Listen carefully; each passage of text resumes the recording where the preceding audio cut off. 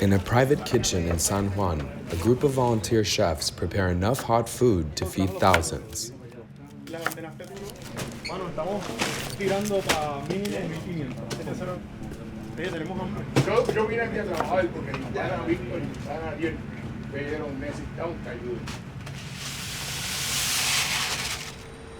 Sebastian Ramirez is a restaurant owner and chef native to San Juan. He lost his business after it flooded during Hurricane Maria. This is a couple herbs and stuff to just to thin it out a little bit. He and his team are preparing a traditional Caribbean soup, sancocho. It's made from beef stock and root veggies.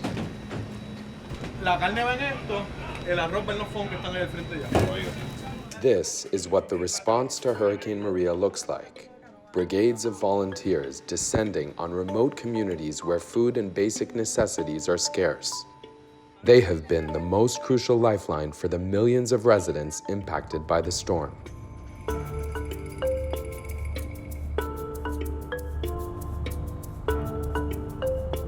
Where are we going now? We're heading to Utuado, which is in the central north mountains of Puerto Rico. Utuado's high elevation means it experienced some of the strongest winds on the island, decimating its infrastructure. And because of its remoteness and significant road damage, many communities are simply unreachable.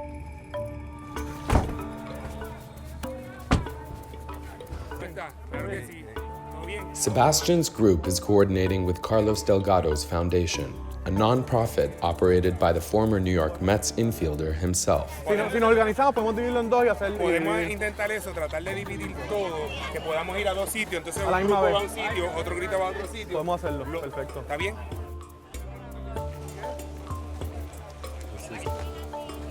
The group splits off into separate teams. We ride with Sebastian to a neighborhood called La Granja. Buscarlo, las cosas de servir, yo creo que están en mi carro hay par, y ustedes están en las otras, ¿verdad? Sí. Traerlas y yo tengo unos guantes ahí para poner unos guantes. While spirits are high in La Granja, evidence of the desperate circumstances is not hard to find. Residents line up to collect potable water and fuel and get their animals treated at a table set up by volunteer veterinarians.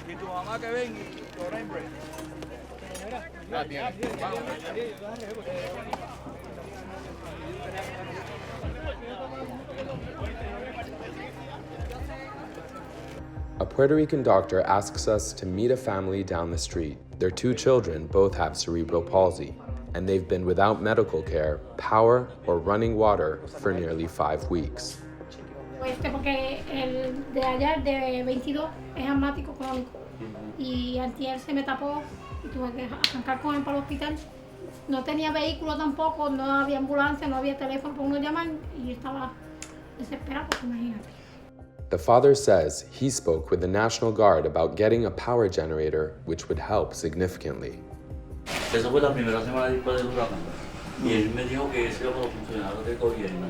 Y yo le dije, mira, en verdad no es por necesidad, por los nenes que necesitan una planta. Y él me dijo, yo te voy a checar eso, pero hasta ahora no sabía nada. Aplicamos porque dicen que dan $500, pues nosotros llenamos a ver. Pero la persona que no llenó el papel, le dijeron a ella que supuestamente no nos iban a dar ayuda porque que no perdimos el techo.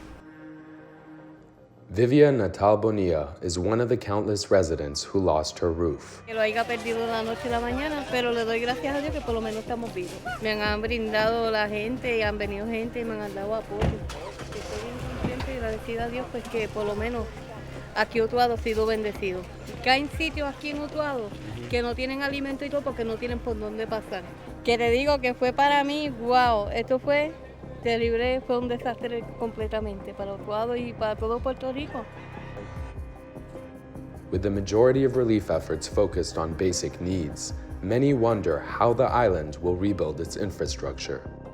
It's becoming increasingly clear that recovery will be long and slow, raising questions about how this will impact the island's economic future. IHS, a research and analytics firm, estimates the cost of rebuilding Puerto Rico to be between $40 and $80 billion. We followed Sebastian to his shuttered restaurant Parcela. His story is just one of tens of thousands of small businesses across the island that were forced to close up shop. And it's these small businesses that are make or break for Puerto Rico's economy. We've been without power since the hurricane hit. And the restaurant that I decided to close, the money I would have to invest to bring it back up in working conditions with the situation how it is, it won't be possible. You can see up there, like the back wall went out, so the whole kitchen got full of water. Everything here, it's now clean, but everything up here was full of sand, salt residue, water. So you boarded everything up, huh? Yeah.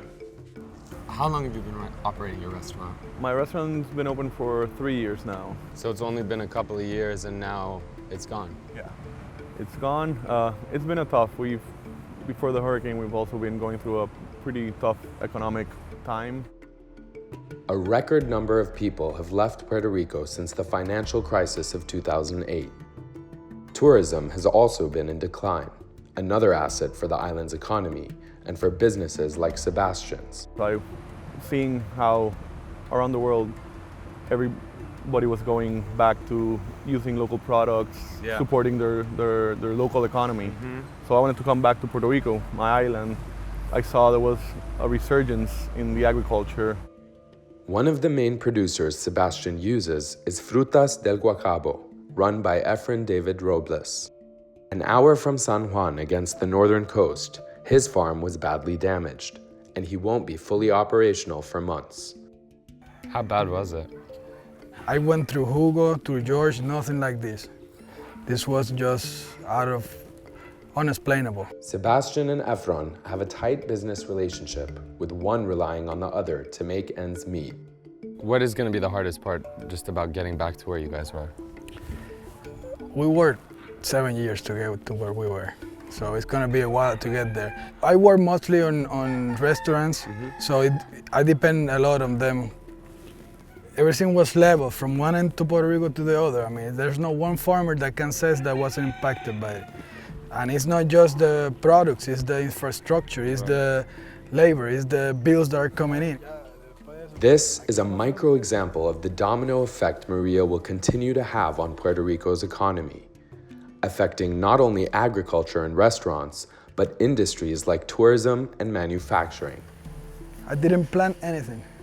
Small businesses struggling since the storm, much like Efron and Sebastian's, are what Puerto Rico's Economic Secretary, Manuel Laboy Rivera, describes as key for the future of the island. In Puerto Rico, we have over 50,000 small and medium businesses, and the majority of the jobs that are being created in Puerto Rico actually come from the small and medium businesses. Secretary Rivera's office is tasked with achieving economic growth for Puerto Rico. Hurricane Maria has complicated his job dramatically. Number one, create jobs, well-paying jobs. That will be the focus. Number two, attract investment to Puerto Rico, grow local businesses, especially in the technology, innovation and exports areas, and of course achieve economic growth long-term. How much harder is it going to be to do those four responsibilities, to accomplish those after Hurricane Maria? It was a challenge before. When we got into office in January, we inherited a very challenging situation in terms of our fiscal side of the government. Prior to Maria, the island was already struggling with over $70 billion in municipal debt and a sharply declining population. What can actually be done? I think it's going to be a combination of different efforts.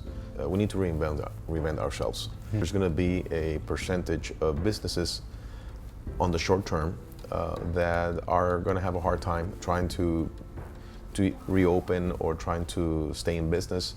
And we're trying to do everything that we can from the government perspective.